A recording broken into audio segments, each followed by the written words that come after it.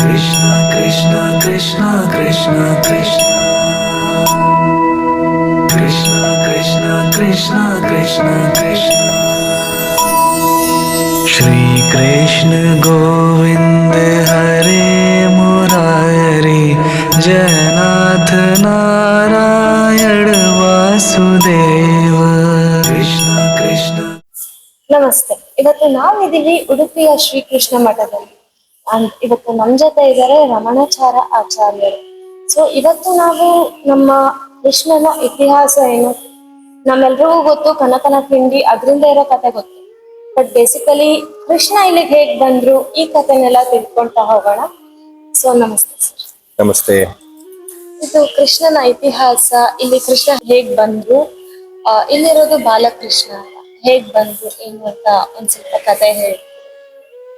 ಅವಶ್ಯವಾಗಿ ಕೃಷ್ಣನ ಕತೆ ಹೇಳುವುದೇ ಒಂದು ಪುಣ್ಯದ ಕೆಲಸ.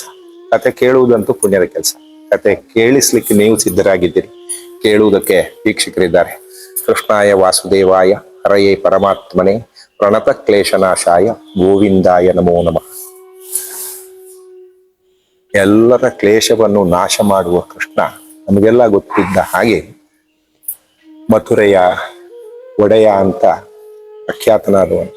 ನಂಬಿದ ಭಕ್ತರ ಕಷ್ಟಗಳನ್ನು ಕಳೆದು ದುಷ್ಟ ಸಂಹಾರ ಮಾಡಿ ಶಿಷ್ಟ ರಕ್ಷಣೆಗಾಗಿಯೇ ತಾನೆತ್ತಿದ ಅವತಾರಕ್ಕೆ ಅರ್ಥವನ್ನು ತುಂಬಿ ಬದುಕಿಗೊಂದು ಪಥದರ್ಶಕನಾಗಿ ನಮ್ಮೆಲ್ಲರ ಮುಂದೆ ಪುರಾಣ ಪುರುಷನಾಗಿ ಮಾರ್ಗದರ್ಶಿಯಾಗಿ ಸದಾಕಾಲ ನಂಬಿದ ಭಕ್ತರನ್ನು ಕೈ ಬಿಡದೆ ಸದಾ ಪೊರೆಯುವ ಮಹಾಭಗವಂತನಾಗಿ ಶ್ರೀಮನ್ನಾರಾಯಣನ ಅವತಾರ ಪುರುಷನಾಗಿ ನಮ್ಮೆದುರು ಕಾಣಿಸಿಕೊಳ್ಳುವ ಅತ್ಯಂತ ಸುಂದರ ಹೆಸರೇ ಹಾಗೆ ಕೃಷ್ಣ ಅಂತ.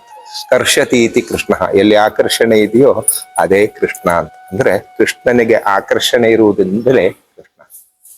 ಇಂತಹ ಕೃಷ್ಣ ಉಡುಪಿ ಅನ್ನುವ ಮಧ್ವಾಚಾರ್ಯರ ದ್ವೈತ ಮತ ಸಂಸ್ಥಾಪನಾಚಾರ್ಯ ಎಂಬುದಾಗಿ ಹೆಸರಾದಂತಹ ಶ್ರೀಮದ್ ಆಚಾರ್ಯರ ಕೈಯಿಂದ ಸುಪ್ರತಿಷ್ಠಿತನಾದಂತಹ ಕತೆ ಬಹಳ ಅರ್ಥಪೂರ್ಣ, ಬಹಳ ಮಹತ್ವದ್ದು.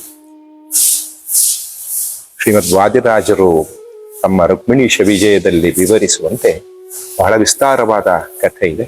ಬಹಳ ಸಣ್ಣದಾಗಿ ಅದನ್ನು ಹೇಳುವ ಪ್ರಯತ್ನ ಮಾಡ್ತೇನೆ. ಒಂದು ಸಲ ದ್ವಾರಕೆಯಲ್ಲಿ ಮಥುರೆ, ಗೋಕುಲ ಇತ್ಯಾದಿಗಳ ಕಥೆಯೆಲ್ಲ ಮುಗಿದು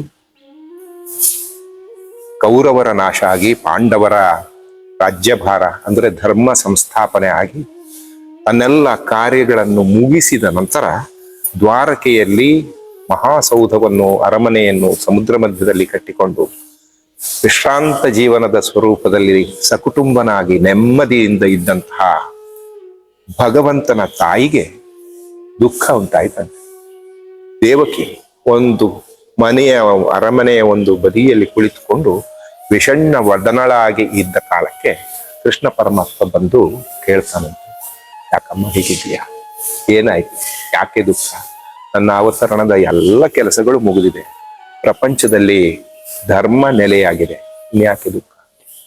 ನೀನು ಹೇಳುವುದೆಲ್ಲ ಹೇಳ್ತೀಯಪ್ಪ, ನಿನ್ನ ಕೆಲಸ ಎಲ್ಲ ಮುಗಿದಿದೆ, ನೀನೆಲ್ಲ ಇಷ್ಟು ಜಗತ್ ಪ್ರಸಿದ್ಧನಾಗಿದ್ದೀಯಾ, ಎಲ್ಲಿ ನೋಡಿದ್ರು ನಿನ್ನನ್ನು ಯಶೋಧಾನಂದನ ಅಂತ ಹೇಳ್ತಾರೆ, ಎತ್ತಿದ್ದು ನಾನು ನಿನ್ನನ್ನು, ನನ್ನನ್ನು ಯಾರು ಕೇಳೋರಿಲ್ಲ, ದೇವಕಿ ನಂದನ ಅಂತ ಯಾರು ಹೇಳ್ತಾರೆ? ಆವಾಗ ಕೃಷ್ಣನಿಗೆ ಯಶೋದೆಯ ತಾಯಿಯ ಪ್ರೀತಿ ಮತ್ತು ಮಗನನ್ನು ಏನು ಮಾಡಿದರೂ ರಕ್ಷಿಸಿಕೊಳ್ಳುವಂತಹ ಅತ್ಯದ್ಭುತವಾದಂತಹ ವಾತ್ಸಲ್ಯ ಇದೆಲ್ಲ ನೆನಪಾಗಿ ದೇವಕಿ ಹತ್ರ ಈ ವಿಷಯವನ್ನು ಹೀಗೀಗೆ ಅಂತ ಹೇಳ್ತಾರೆ. ಅಷ್ಟೊತ್ತಿಗೆ ದೇವಕಿಗೆ, ಅರೆ, ಒಂದು ಮಗುವನ್ನು ಆಡಿಸ್ಲಿಕ್ಕೆ ನನಗೆ ತಾಯಿಯಾಗಿ ನನಗೆ ಬರೋದಿಲ್ವಾ, ನಾನು ಆಡಿಸ್ತೇನೆ. ಆಡಿಸುವುದು ಅಂದ್ರೆ ಹೇಗೆ? ಕೃಷ್ಣ ಸರಿಸುಮಾರು 80 ವರ್ಷಗಳ ಪ್ರೌಢ, ದೇವಕಿ ಇನ್ನೇನು ವೃದ್ಧಾಪ್ಯದ ಮೆಟ್ಟಿಲನ್ನು ದಾಟುವ 100 ವರ್ಷ ದಾಟಿದಂತಹ ಮಹಾತಾಯಿ. ಹೇಗೆ ಮಾಡೋದು ಅಂತ ಆಗುವಾಗ ಕೃಷ್ಣ ಯಥಾ ಪ್ರಕಾರ, ನಾನು ಸಣ್ಣಗೆ ಮಗುವಾಗಿ ಬಿಡ್ತೇನೆ, ನೀನು ತಾಯಿಯಾಗಿ ನನ್ನನ್ನು ಆಟ ಆಡಿಸು, ನನ್ನನ್ನು ಓಲೈಸು ಅಂತ ಅನ್ನುವ ಒಂದು ಪಂಥಕ್ಕೆ ಬೀಳ್ತಾರೆ. ಹೀಗೆ ಪಂಥಕ್ಕೆ ಬಿದ್ದಂತಹ ಸಂದರ್ಭದಲ್ಲಿ ನಮಗೆಲ್ಲ ಗೊತ್ತೇ ಇದೆ, ಮೊಸರು ಕದಿಯುವುದು, ಆಮೇಲೆ ತಾಯಿಗೆ ಕಾಟ ಕೊಡೋದು, ಒಂದು ಭಾಂಡದಲ್ಲಿ ಮಂಥವನ್ನು ಇರಿಸಿ ಪಾಶವನ್ನು ಬಿಗಿದು ಮೊಸರು ಕಡಿಯುವ ಕೆಲಸಕ್ಕೆ ತಾಯಿ ದೇವಕಿ ತೊಡಗಿದಾಗ ಕೃಷ್ಣ ತೊಂದರೆ ಕೊಡ್ತಾನೆ. ಭಾಂಡವನ್ನು ಒಡೆದು ಮಂಥನ್ನು ಕೈಯಲ್ಲಿ ಹಿಡಿದುಕೊಂಡು ಪಾಶವನ್ನು ಇನ್ನೊಂದು ಕೈಯಲ್ಲಿ ಎಳೆದುಕೊಂಡು ಓಟ ಕಿತ್ತದು. ದೇವಕಿ ಹಿಂಬಾಲಿಸಿ ಹೋಗಿ ಹಿಡಿಯುವ ಪ್ರಯತ್ನವನ್ನು ಮಾಡ್ತಾಳೆ. ಯಥಾ ಪ್ರಕಾರ ಹಿಡಿಲಿಕ್ಕೆ ಸಾಧ್ಯ ಆಗುವುದಿಲ್ಲ. ಕೃಷ್ಣ ನಾನು ಗೆದ್ದೆ, ಐ ಹ್ಯಾವ್ ಒನ್ ಅಂತ ಈ ಎರಡು ಮಂಥ ಪಾಶ ಎರಡನ್ನು ಇಟ್ಕೊಂಡು ತುಂಬಾ ಸಂಭ್ರಮದಿಂದ ಪುಟ್ಟ ಮಕ್ಕಳು ಕುಣಿತಾರಲ್ಲ ಹಾಗೆ ಕುಣಿತಾರೆ. ಈ ಘಟನೆಗಳು ಎಲ್ಲವೂ ನಡೆದದ್ದು ದ್ವಾರಕೆಯ ಅರಮನೆಯಲ್ಲಿ ಸಕುಟುಂಬಿಕರಾಗಿ ಕೃಷ್ಣ ದೇವರು ಇದ್ದಂತಹ ಜಾಗ. ಹೇಳಿ ಕೇಳಿ ರುಕ್ಮಿಣಿ ಸತ್ಯಭಾಮಾದಿಗಳು ಅಲ್ಲೇ ಇದ್ದಾರೆ. ಇದೇ ಸಂದರ್ಭದಲ್ಲಿ ಬಾಗಿಲ ಮರೆಯಿಂದ ಪರದೆಯನ್ನು ಸರಿಸಿ ರುಕ್ಮಿಣಿ ಈ ದೃಶ್ಯವನ್ನು ನೋಡಿಬಿಡ್ತಾರೆ. ರುಕ್ಮಿಣಿ ಈ ದೃಶ್ಯವನ್ನು ನೋಡುವುದು ಅಂತ ಅರ್ಥಾತ್ ಯಾವುದೇ ಹೆಂಡತಿಗೆ ತನ್ನ ಗಂಡನ ಬಾಲ್ಯವನ್ನು ಮತ್ತು ಬಾಲ್ಯದ ಸ್ವರೂಪವನ್ನು ಕಾಣುವುದು ಬಹಳ ಬಹಳ ಅಪೂರ್ವ. ಅಂತಹ ಅಪೂರ್ವ ದೃಶ್ಯವನ್ನು ಕಂಡಂತಹ ರುಕ್ಮಿಣಿ ಅದ್ಭುತವಾದಂತಹ ಆನಂದಾಶ್ಚರ್ಯಗಳಿಂದ ಭಗವಂತನ ಅಂತಹ ಸುಂದರ ಅತ್ಯಂತ ವಾತ್ಸಲ್ಯಮಯವಾದಂತಹ ಮೋಹಕವಾದಂತಹ ಮೋಹನ ರೂಪವನ್ನು ಕಂಡು ವಿಸ್ಮಿತಳಾಗಿ ಬಿಟ್ಟಳಂತೆ. ಇದನ್ನು ನೋಡಿದ ತಕ್ಷಣ ಕೃಷ್ಣ ತಟ್ಟನೆ ಮೊದಲಿನಂತೆ 80 ವರ್ಷದ ಪ್ರೌಢ ಮಗನಾಗಿ ದೇವಕಿಯ ಜೊತೆ ನಿಲ್ತಾನೆ.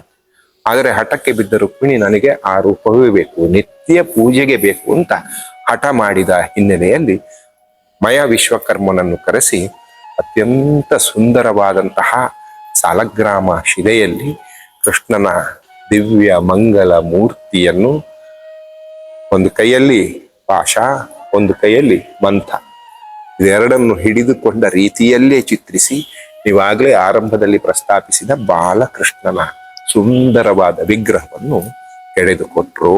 ಕೊಟ್ಟಂತಹ ಮೂರ್ತಿಗೆ ಪ್ರತಿನಿತ್ಯ ಅನ್ನುವ ಹಾಗೆ ರುಕ್ಮಿಣಿ ದೇವಿ ಪೂಜೆಯನ್ನು ಮಾಡ್ತಾ ಇದ್ರು ಅಂತ ಅನ್ನುವಲ್ಲಿಗೆ ಒಂದು ಹಂತದ ಕಥೆ ಮುಗಿತು. ಕಾಲಕ್ರಮದಲ್ಲಿ ದ್ವಾರಕೆ ಸಮುದ್ರ ಗರ್ಭ ಸೇರಿತು. ಸಂಪೂರ್ಣವಾದ ದ್ವಾರಕೆ ಸಮುದ್ರದಲ್ಲಿ ಮುಳುಗಿದಾಗ ರುಕ್ಮಿಣಿ ಪೂಜಿಸ್ತಾ ಇದ್ದಂತಹ ಈ ದಿವ್ಯ ಮಂಗಲ ಕೃಷ್ಣನ ಬಾಲ ಸ್ವರೂಪದ ಮೂರ್ತಿ ಕೂಡ ಸಮುದ್ರ ಗರ್ಭ ಸೇರಿತು. ತದನಂತರದಲ್ಲಿ ಸರಿಸುಮಾರು 800 ವರ್ಷಗಳ ಹಿಂದೆ ಶ್ರೀಮದ್ ಆಚಾರ್ಯರು ಇದೇ ನೆಲದಲ್ಲಿ ಪಾಜಕದಲ್ಲಿ ಉಡುಪಿಯಿಂದ ಸರಿಸುಮಾರು 10-15 ಕಿಲೋಮೀಟರ್ಗಳ ದೂರದಲ್ಲಿ ಜನ್ಮ ತಾಳಿದರು. ದ್ವೈತ ಮತ ಸಂಸ್ಥಾಪನಾಚಾರ್ಯರಾಗಿ ಮೆರೆದರು. ಧಾರ್ಮಿಕ ಜಗತ್ತಿಗೆ ದ್ವೈತ ಅನ್ನುವ ಮತದ ಮೂಲಕ ಭಗವಂತ ಮತ್ತು ಆತ್ಮನ ಜೊತೆಗಿನ ಸಂಬಂಧವನ್ನು ವಿಭಿನ್ನ ರೀತಿಯಲ್ಲಿ ಪ್ರತಿಷ್ಠಾಪಿಸಿ ಭಕ್ತಿ ಲೋಕಕ್ಕೆ ಬಹುದೊಡ್ಡ ಉದಾರವಾದಂತಹ ಕೊಡುಗೆಯನ್ನು ಪರಿಶ್ರಮ ಸಹಿತವಾಗಿ ಜ್ಞಾನ ಸಹಿತವಾಗಿ ಸಲ್ಲಿಸಿದರು. ಈ ಆಚಾರ್ಯರು ಒಂದು ಸಲ ಮಲ್ಪೆ ಅನ್ನುವ ಇಲ್ಲಿಂದ ಸರಿಸುಮಾರು 5-6 ಕಿಲೋಮೀಟರ್ ದೂರದ ಸಮುದ್ರ ತಟದಲ್ಲಿ ಧ್ಯಾನಸ್ಥರಾಗಿದ್ದಂತಹ ಕಾಲಕ್ಕೆ ಒಂದು ಹಡಗು ಬರ್ತಾ ಇದ್ದ ಆ ಕಡೆಯಿಂದ. ಬರ್ತಾ ಇದ್ದಂತಹ ಹಡಗು ಬಿರುಗಾಳಿಯ ಹೊಡೆತಕ್ಕೆ ಸಿಕ್ಕಿ ಇನ್ನೇನು ಸಮುದ್ರದಲ್ಲಿ ಮುಳುಗಿ ಹೋಗಬೇಕು ಅನ್ನುವ ಕಾಲಕ್ಕೆ ಆಚಾರ್ಯರ ದೃಷ್ಟಿಯಿಂದ ಆಚಾರ್ಯರ ತಪಶಕ್ತಿಯಿಂದ ಅದನ್ನು ಮುಳುಗುವುದನ್ನು ನಿಲ್ಲಿಸಿದರು. ಇದನ್ನು ಅರಿತಂತಹ ಹಡಗಿನ ಕ್ಯಾಪ್ಟನ್ ನಾವಿಕ ಅವನು ಬಂದು ಆಚಾರ್ಯರಲ್ಲಿ ಶರಣಾಗಿ ನಿಮಗೆ ಏನು ಬೇಕೋ ಅದನ್ನು ಕೇಳಿ ನಾವು ಅದನ್ನು ಒದಗಿಸ್ತೇವೆ. ಇಲ್ಲಿಯ ರೂಢಿಯ ಭಾಷೆಯಲ್ಲಿ ಕಪ್ಪಲ್ ಅಂತ, ಕಪ್ಪಲ್ ಅಂದ್ರೆ ಹಡಗು, ಹಡಗಿನಲ್ಲಿ ಇದ್ದ ಸಾಮಾನು ಅದು ಎಷ್ಟಾದ್ರೂ ಮುಗಿಯುವುದಿಲ್ಲ ಅಂತ ಅನ್ನುವಂತಹ ಕಲ್ಪನೆ. ಅಂತಹ ಹಡಗಿನವನು ಬಂದು ಕೇಳಿದ. ಆವಾಗ ಆಚಾರ್ಯರು ಕೇಳ್ತಾರಂತೆ, ಮೊದಲೆಲ್ಲ ಇದ್ದ ಸ್ವರೂಪದಲ್ಲಿ ಹಡಗಿನಲ್ಲಿ ದಿನಸಿ ಸಾಮಾನುಗಳನ್ನು ಹೇರಿಕೊಂಡು ಬರ್ತಾ ಇದ್ದಂತಹ ಹಡಗು ಈ ಭಾಗದಲ್ಲಿ ಭಾರ ಸರಿ ತೂಗಿಸುವುದಕ್ಕಾಗಿ ಮಣ್ಣನ್ನು ತುಂಬಿಸ್ತಾ ಇದ್ದಾರೆ. ಆಚಾರ್ಯರು ಈ ಭಾಗದಲ್ಲಿರುವಂತಹ ಮಣ್ಣನ್ನು ಕೊಡು ಅಂತ ಕೇಳಿದ್ರು. ಅಷ್ಟರಲ್ಲಿ ಈ ಭಾಗದಲ್ಲಿ ಪೂರ್ತಿ ತುಂಬಿರುವಂತಹ ನವಲಕ್ಷ್ಮಿ ಸಹಿತವಾದಂತಹ ಧಾನ್ಯಗಳನ್ನು ಕೇಳದೆ ಮಣ್ಣನ್ನು ಕೇಳ್ತಾ ಇದ್ದಾರಲ್ಲ, ಇವರೆಂತಹ ಮಹಾತ್ಮರಿರಬಹುದು ಅಂತ ಸಾಮಾನು ಸಹಿತವಾಗಿ ಸರ್ವಸ್ವವನ್ನು ಸಮರ್ಪಣೆ ಮಾಡಿ ಈ ಮಣ್ಣಿನಲ್ಲಿ ಆಚಾರ್ಯರು ಹೋದಾಗ ಇದೇ ದಿವ್ಯ ಮಂಗಳ ಮೂರ್ತಿ ಇವಾಗಲೇ ಪ್ರಾರಂಭಿಸಿದಂತಹ ಬಾಲಕೃಷ್ಣನ ರುಕ್ಮಿಣಿ ಕರಾರ್ಚಿತನಾದಂತಹ ಪೊಡವಿಗೊಡೆಯ ಉಡುಪಿ ಕೃಷ್ಣನ ರಜತಪೀಠ ಪುರಾಧೀಶನ ಮೂರ್ತಿ ಆಚಾರ್ಯರ ಕೈಗೆ ಬಂದಂತಹ ಮೂರ್ತಿಯನ್ನು ವಂದೇ ವಂದ್ಯಂ ಸದಾನಂದಂ ವಾಸುದೇವಂ ನಿರಂಜನಂ ಅನ್ನುವ ಸ್ತೋತ್ರದ ಜೊತೆಯಲ್ಲಿ ತಂದಂತಹ ಆಚಾರ್ಯರು ಉಡುಪಿಯಲ್ಲಿ ಪ್ರತಿಷ್ಠಾಪನೆ ಮಾಡಿದರು. ಇಂತಹ ಪ್ರತಿಷ್ಠೆಯ ಕಾರಣದಿಂದಲೇ ಕೃಷ್ಣ ಇವತ್ತು ಪೊಡವಿಗೊಡೆಯ ಉಡುಪಿ ಕೃಷ್ಣನಾಗಿ ನೆಲೆ ನಿಂತಿದ್ದಾನೆ. ಕೃಷ್ಣನನ್ನು ನೋಡುವ ಸ್ವರೂಪವು ನವಗ್ರಹ ಕಿಟಕಿಗಳ ಮೂಲಕ ಇಲ್ಲಿ ಕಲ್ಪಿಸಲಾಗಿದೆ. ಅತ್ಯಂತ ಸೂಕ್ಷ್ಮ ಸ್ವರೂಪದಲ್ಲಿ ದೇವರನ್ನು ನೋಡುವುದು ಹೇಗೆ ಅನ್ನುವ ಪ್ರಾಯೋಗಿಕ ಪಾಠವೂ ಇಲ್ಲಿದೆ. ಈ ಕೃಷ್ಣನ ಪೂಜೆಗಾಗಿ ಅಷ್ಟ ಮಠಗಳನ್ನು ಸಂಸ್ಥಾಪಿಸಿದ ಆಚಾರ್ಯರು ಪ್ರತಿ 2 ತಿಂಗಳಿಗೊಮ್ಮೆ ಒಬ್ಬ ಮಠಾಧೀಶರ ಬಾಲ ಸನ್ಯಾಸಿಗಳು ಅಂತ ಕರೀತಾರೆ, ಅವರ ಪೂಜೆಯನ್ನು ಮಾಡುವ ಮೂಲಕ 2 ತಿಂಗಳಿಗೊಂದಾವರ್ತಿ ಈ ಪೂಜೆಯ ಬದಲಾವಣೆ. ಮುಂದೆ ಭಾವಿ ಸಮೀರರೆಂದೇ ಕರೆಸಲ್ಪಡುವಂತಹ ವಾದಿರಾಜ ಗುರು ಸಾರ್ವಭೌಮರು ಈ ಪೂಜೆಯ ಅವಧಿಯನ್ನು 2 ವರ್ಷಗಳಿಗೆ ವಿಸ್ತರಿಸಿದರು. ಹೀಗಾಗಿ ಒಂದು ಮಠಕ್ಕೆ ಪ್ರತಿ 16 ವರ್ಷಗಳಿಗೆ ಒಂದಾವೃತ್ತಿ, 14 ವರ್ಷಗಳ ಬಳಿಕ 15-16ನೇ ವರ್ಷದಲ್ಲಿ ಅವರಿಗೆ ಪೂಜಾ ಅವಕಾಶ ಲಭ್ಯ ಆಗ್ತದೆ. ಹೀಗಾಗಿ 8 ಮಠಗಳು ಸೇರಿ ಕೃಷ್ಣನ ಆರಾಧನೆಯನ್ನು ನಿತ್ಯ ನಿರಂತರವಾಗಿ ನಡೆಸಿಕೊಂಡು ಬರುವಂತೆ ಇಲ್ಲಿನ ವ್ಯವಸ್ಥೆ ಇದೆ. ಹೀಗಾಗಿ ನೀವು ಬೆಂಗಳೂರಿನಿಂದ, ಅವರು ಊರಿನಿಂದ ಹೋಗಿ ಬೆಂಗಳೂರಿನಲ್ಲಿ ನೆಲೆಯಾದವರು, ಜಗತ್ತಿನ ಯಾವುದೋ ಕ್ಷೇತ್ರಗಳಲ್ಲಿ ಇರುವವರು ಕೃಷ್ಣನನ್ನು ಹುಡುಕಿಕೊಂಡು ಬರ್ತಾರೆ. ಕರ್ಷತೀತಿ ಕೃಷ್ಣ ಕೃಷ್ಣಂ ವಂದೇ ಮಂಥ ಪಾಶಧರಂ ದಿವ್ಯಾರ್ಭಕಾಕೃತಿ, ದಿವ್ಯವಾದ ಬಾಲಕನ ಸ್ವರೂಪದಲ್ಲಿರುವ ದಿವ್ಯಾರ್ಭಕಾಕೃತಿ ಅಂತಲೇ ಇಲ್ಲಿನ ಕೃಷ್ಣನ ಜ್ಞಾನ ಶ್ಲೋಕದಲ್ಲಿ ಹೇಳಲ್ಪಟ್ಟಿದೆ. ಆಮೇಲೆ ಇಂತಹ ಕೃಷ್ಣ ರುಕ್ಮಿಣಿಯಿಂದ ಪೂಜಿಸಲ್ಪಟ್ಟವನು, ಆ ಬಳಿಕ ಇಲ್ಲಿ ಮಧ್ವಾಚಾರ್ಯರಿಂದ ಪೂಜಿಸಲ್ಪಟ್ಟವನು ಅನ್ನುವ ಕಾರಣಕ್ಕಾಗಿಯೇ ಭೈಷ್ಮೀ ಮಧ್ವ ಕರಾರ್ಚಿತಂ ಅಂತ ಅನ್ನುವ ರೀತಿಯಲ್ಲಿ ನುತಿಸಲ್ಪಡ್ತಾನೆ. ರಜತಪೀಠ ಪುರದ ಒಡೆಯನಾಗಿ ಇಡೀ ಜಗತ್ತಿಗೆ ಜ್ಞಾನದ ಬೆಳಕನ್ನು ಕೊಡುವ ದಿವ್ಯ ಮಂಗಲ ಮೂರ್ತಿಯಾಗಿ ಕಂಗೊಳಿಸ್ತಾ ಇದೆ. ಹೀಗಾಗಿಯೇ ಬಂದಿರುವಂತಹ ಹಡಗಿನ ಆಹಾರ ಸಾಮಗ್ರಿಗಳನ್ನು ಸ್ವೀಕರಿಸಿದ ಆಚಾರ್ಯರು ಅವತ್ತಿನಿಂದ ಇವತ್ತಿನವರೆಗೂ ಕೂಡ ಅನ್ನಬ್ರಹ್ಮನ ಕ್ಷೇತ್ರವಾಗಿ ಉಡುಪಿ ಬೆಳೆಯುವುದಕ್ಕೆ ಕಾರಣರಾಗಿದ್ದಾರೆ. ಕೃಷ್ಣನ ಆಶಯವನ್ನು ಗಮನಿಸಿದ್ರು ಕೂಡ ನೀವು ಬಡವರಿರಿ, ಶ್ರೀಮಂತರಿರಿ, ಮಧ್ಯಮ ವರ್ಗದವರಿರಿ, BPL ಕಾರ್ಡ್ ಇರಲಿ ಇಲ್ಲದೆ ಇರಲಿ, ಹಸಿವು ಎಲ್ಲರಿಗೂ. ನಮಗೆ 3 ಬ್ರಹ್ಮಕ್ಷೇತ್ರಗಳು. ಒಂದು ಕಾಂಚನ ಬ್ರಹ್ಮ ತಿರುಪತಿ, ಬರೇ ದುಡ್ಡು ಮಾತಾಡುತ್ತೆ, ಹಾಗಂತ ನಾವು ಹೋಗದೇ ಇಲ್ಲ, ನಮ್ಮ ಮನೆಯಲ್ಲಿ ಹುಂಡಿ ಇಟ್ಟು ಹೋಗಿ ಸಮರ್ಪಣೆ ಮಾಡ್ತೇವೆ. ಇನ್ನೊಂದು ನಾದ ಬ್ರಹ್ಮ ಪಂಡರಾಪುರ ವಿಠ್ಠಲ, ಇಲ್ಲಿ ಭಜನೆ ಅಷ್ಟೇ ಪ್ರಧಾನ. ಹಾಗೆ ಇದು ಅನ್ನಬ್ರಹ್ಮ, ಇಲ್ಲಿ ಬಡವನ ಕೈಯನ್ನು ಬಾಯಿಗೆ ಒಯ್ಯುವ ಪ್ರೀತಿಯ ವಾತ್ಸಲ್ಯದ ಕೆಲಸವನ್ನು ಕೃಷ್ಣ ಭಗವಂತ ಮಾಡ್ತಾ ಇದ್ದಾನೆ.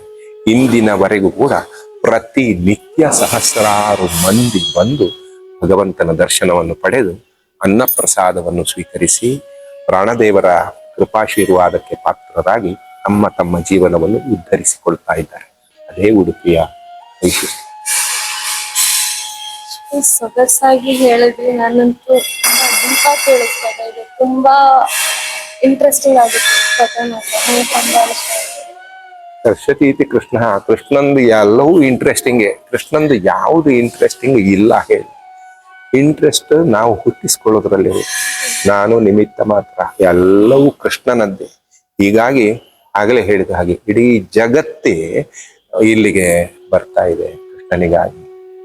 ಈಗ ಪರ್ಯಾಯ ಪೀಠದಲ್ಲಿ ಇರುವಂತವರು ಶ್ರೀ ಸುಗುಣೇಂದ್ರ ತೀರ್ಥ ಶ್ರೀಪಾದರು, ಅವರ ಶಿಷ್ಯ ಶ್ರೀ ಸುಶ್ರೀಂದ್ರ ತೀರ್ಥ ಶ್ರೀಪಾದರ ಜೊತೆಗೆ ಇಲ್ಲಿ ಪರ್ಯಾಯ ಪೀಠಾರೂಢರಾಗಿದ್ದಾರೆ. ತಮ್ಮ ಚತುರ್ಥ ಪರ್ಯಾಯದ ಅವಧಿಯನ್ನು ಇನ್ನೇನು 6 ತಿಂಗಳ ಅವಧಿಯಲ್ಲಿ ಅವರು ಪೂರೈಸಲಿದ್ದಾರೆ.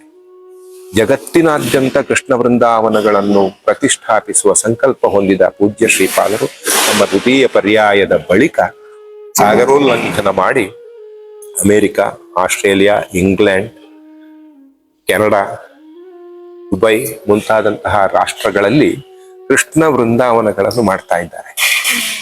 ಅಲ್ಲಿರುವಂತಹ ಚರ್ಚುಗಳನ್ನು ಖರೀದಿಸಿ ಅವುಗಳನ್ನು ಕೃಷ್ಣ ಬೃಂದಾವನವನ್ನಾಗಿ ಪರಿವರ್ತಿಸಿ ಅಲ್ಲಿಯ ಭಕ್ತರಿಗೆ ಕೃಷ್ಣ ಭಕ್ತಿಗೊಂದು ಜಾಗವನ್ನು ಕಲ್ಪಿಸಿಕೊಟ್ಟಿದ್ದಾರೆ.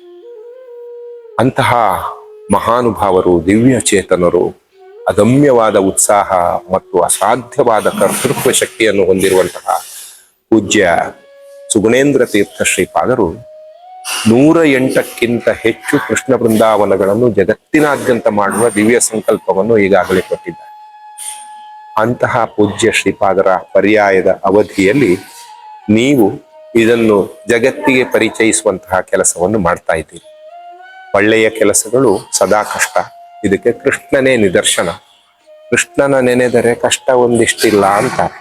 ಅಂದ್ರೆ ನೆನಪಿಸಿಕೊಂಡ್ರೆ ಕೃಷ್ಣನ ಕಷ್ಟಗಳು ಏನು ಅಂತ ಅನ್ನುವ ಒಳ ಅರ್ಥವೂ ಇದೆ ಅಲ್ಲಿ. ಕೃಷ್ಣನನ್ನು ಕೇವಲ ನೆನಪಿಸಿಕೊಂಡಕ್ಕೆ ಕಷ್ಟಗಳೆಲ್ಲ ದೂರ ಆಗ್ತವೆ ಅಂತ ಅರ್ಥ ಅಲ್ಲ. ನಮಗೆ ಕಷ್ಟಗಳು ಬಂದಾಗ ಕೃಷ್ಣನಿಗೆ ಏನು ಕಷ್ಟಗಳು ಬಂದಿದ್ದವು ಅನ್ನುವುದನ್ನು ನೆನಪಿಸಿಕೊಂಡ್ರೆ ಕೃಷ್ಣ ಹುಟ್ಟಿದ್ದೆಲ್ಲಿ, ಕೃಷ್ಣ ಬೆಳೆದದ್ದೆಲ್ಲಿ, ಕೃಷ್ಣನ ತಾಯಿ ಯಾರು, ಕೃಷ್ಣ ಹೋರಾಟ ಮಾಡಿದ್ದೆಷ್ಟು, ಯಾರ ಜೊತೆ ಗೆಲ್ಲಬೇಕಾಯ್ತು, ಯಾರ ಜೊತೆ ಕಾದಬೇಕಾಯ್ತು, ಹುಟ್ಟಿದ ತಕ್ಷಣ ಕೊಲ್ಲಿಕ್ಕೆ ಎಷ್ಟು ಜನ ಬಂದಿದ್ರು. ನಮಗೆ ಯಾರಿಗಾದ್ರೂ ಆ ಥರದ ಕಷ್ಟಗಳಿವೆಯಾ? ಜೈಲಿನಲ್ಲಿ ಹುಟ್ಟಿದವರು ಯಾರಾದ್ರೂ ಇದ್ದೇವಾ? ನಾವು ನಮ್ಮನ್ನು ಕೊಲ್ಲಿಕ್ಕೆ ಯಾರಾದ್ರೂ ಕಾಯ್ತಾ ಇದ್ದಾರ? ಅಂದ್ರೆ ಇವುಗಳನ್ನು ಗಮನಿಸಿದಾಗ ನಮಗೆ ನಮ್ಮ ಕಷ್ಟದ ಪ್ರಮಾಣ ಎಷ್ಟು ಅಂತ ಗೊತ್ತಾಗುತ್ತೆ. ಹೀಗಾಗಿ ನಮ್ಮ ಕಷ್ಟಗಳು ಬಂದಾಗಲೆಲ್ಲ ಕೃಷ್ಣನ ಕಷ್ಟ ಏನಿತ್ತು ಅನ್ನುವುದನ್ನು ಗ್ರಹಿಸಿದರೆ ನಮ್ಮ ಕಷ್ಟ ಎಷ್ಟು ತೃಣಮಾತ್ರದ್ದು ಅಂತ ಗೊತ್ತಾಗುತ್ತೆ. ಅದನ್ನು ಪಾರಾಗಿ ಕೃಷ್ಣನ ದಾರಿಯಲ್ಲಿ ನಡೆಯುವಂತಹ ಪ್ರೇರಣೆಯನ್ನು ಸ್ವತಃ ಕೃಷ್ಣನ ಬದುಕು ನಮಗೆ ಕೊಡ್ತಾ ಇದೆ. ಒಟ್ಟು ಆಶಯ ಇಷ್ಟೇ. ಪೂಜ್ಯ ಶ್ರೀಪಾದರು ಸ್ವತಃ ಲೇಖಕರು. ಸುಗುಣಮಾಲದಂತಹ ಪತ್ರಿಕೆಯನ್ನು ಪ್ರತಿ ತಿಂಗಳಲ್ಲಿ ಹೊರತಂದು ಧಾರ್ಮಿಕ ಜಗತ್ತಿಗೆ ಹಂಚುವ ಮತ್ತು ಧಾರ್ಮಿಕತೆಯನ್ನು ಉದ್ದೀಪಿಸುವ ಕೆಲಸಗಳನ್ನು ಮಾಡ್ತಾ ಇದ್ದಾರೆ ಜಗತ್ತಿನಾದ್ಯಂತ. ಕೋಟಿಗೀತಾ ಲೇಖನ ಯಜ್ಞ ಅನ್ನುವ ಭಗವದ್ಗೀತೆಯನ್ನು ಬರೆದು ಕೃಷ್ಣನಿಗೆ ಸಮರ್ಪಿತವಾದಂತಹ ಪುಸ್ತಕ ಮಠದ ಮುದ್ರೆ, ಗುರುಗಳ ಮುದ್ರೆಯ ಸಹಿತ ಮತ್ತೆ ಬರೆದವರಿಗೆ ಕೊಡಲ್ಪಡುವ, ಅದು ಅವರವರ ಮನೆಯ ದೇವರ ಕೋಣೆಯಲ್ಲಿ ಇರಿಸಲ್ಪಟ್ಟು ಮಹಾಪ್ರಸಾದದ ರೂಪವಾಗಿ ಮುಂದಿನ ತಲೆಮಾರಿಗೆ ಭಗವದ್ಗೀತೆಯ ಮೌಲ್ಯಗಳನ್ನು ಹಸ್ತಾಂತರಿಸುವ ಬಹುದೊಡ್ಡ ಜಾಗತಿಕ ಧಾರ್ಮಿಕ ಯಜ್ಞದ ಸಂಕಲ್ಪ ಮಾಡಿದ್ದಾರೆ. ಇಂತಹ ಶ್ರೀಗಳ ಜೊತೆಗೆ ನಾವು ಕೆಲಸವನ್ನು ಮಾಡ್ತಾ ಇದ್ದೇವೆ.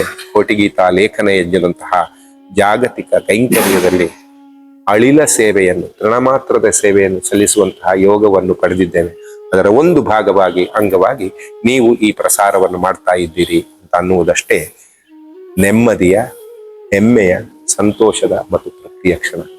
ಕಾರ್ಯಕ್ರಮವನ್ನು ನೋಡ್ತಾ ಇರುವಂತಹ ಎಲ್ರಿಗೂ ಕೃಷ್ಣಾನುಗ್ರಹವಾಗಲಿ. ನೀವೆಲ್ಲ ಶ್ರೀಪುತ್ತಿಗೆ ವಿಶ್ವಗೀತಾ ಪರ್ಯಾಯದ ಅವಧಿಯಲ್ಲಿ ಉಡುಪಿಗೆ ಬನ್ನಿ. ಉಡುಪಿಯ ಕೃಷ್ಣನ ದರ್ಶನವನ್ನು ಪಡೆಯಿರಿ. ಕೋಟಿಗೀತಾ ಲೇಖನ ಯಜ್ಞದಲ್ಲಿ ಪಾಲ್ಗೊಳ್ಳಿ. ನಮ್ಮ ಧರ್ಮ, ನಮ್ಮ ಅಮ್ಮ, ನಮ್ಮ ಅಪ್ಪ, ನಮ್ಮ ಅಜ್ಜ, ನಮ್ಮ ವಂಶ, ನಮ್ಮ ದೇಶ, ನಮ್ಮ ದೇಹ, ಇವುಗಳೆಲ್ಲದರ ಪ್ರಜ್ಞೆಯನ್ನು ಜಾಗೃತಗೊಳಿಸಿಕೊಂಡು ರಾಷ್ಟ್ರೋದ್ಧಾರದ ಕಾರ್ಯದಲ್ಲಿ, ಆತ್ಮೋದ್ಧಾರದ ಕಾರ್ಯದಲ್ಲಿ ತೊಡಗಿಸಿಕೊಳ್ಳುವ ಮೂಲಕ ಸತ್ಪಥದಲ್ಲಿ ನಮ್ಮ ಬದುಕನ್ನು ಮುಂದುವರಿಸುವುದಕ್ಕೆ ಕೃಷ್ಣನ, ನಮ್ಮ ಗುರುಪೀಠದ ಅನುಗ್ರಹವನ್ನು ಸಂಪ್ರಾರ್ಥಿಸೋಣ ಅನ್ನುವ ಪ್ರಾರ್ಥನೆಯ ಜೊತೆಗೆ ಈ ವಿಶೇಷವಾದ ಅವಕಾಶವನ್ನು ಕಲ್ಪಿಸಿಕೊಂಡಿದ್ದೀರಿ. ಈಗಲೇ ಎಳೆಯ ವಯಸ್ಸಿನಲ್ಲಿ ಇಂತಹ ಸಾಹಸಕ್ಕೆ ಕೈ ಇಟ್ಟಿದ್ದೀರಿ. ನಿಮಗೆ, ನೀವು ನಡೆಸುವಂತಹ ನಿಮ್ಮ ವಾಹಿನಿಗೆ ವಿಶೇಷವಾದಂತಹ ಕೃಷ್ಣನ ಕೃಪೆ ಇರಲಿ. ಪಥದರ್ಶನ ಭಗವಂತನದ್ದಿರಲಿ, ಕರ್ತೃತ್ವ ಶಕ್ತಿ ನಿಮ್ಮದಿರಲಿ, ಆಶೀರ್ವಾದ ಗುರುಪೀಠದ್ದಿರಲಿ. ನೋಡಿದ ನಿಮಗೆಲ್ಲರಿಗೂ ಮಂಗಳವಾಗಲಿ. ಮತ್ತೊಮ್ಮೆ ನಿಮಗೆ ಉಡುಪಿಗೆ ಸ್ವಾಗತ. ನಮಸ್ತೆ. ತುಂಬಾ ಧನ್ಯವಾದಗಳು. ನಮ್ಮ ಮುದ್ದು ಕೃಷ್ಣನ ಕಥೆಯನ್ನ ತುಂಬಾ ಸೊಗಸಾಗಿ ತಿಳಿಸ್ಕೊಟ್ರಿ. ಹಾಗೆ ಒಂದೆರಡು ಜೀವನದಲ್ಲಿ ಕಷ್ಟ ಬಂದ್ರು ಹೇಗೆ ಜೀವನನ ಸಾಗಿಸ್ಬೇಕು ಅಂತ ಹೇಳ್ಕೊಟ್ರಿ. ಎಲ್ರೂ ಉಡುಪಿಗೆ ಬನ್ನಿ, ಕೃಷ್ಣನ ದರ್ಶನ ಮಾಡಿ. ಧನ್ಯವಾದ.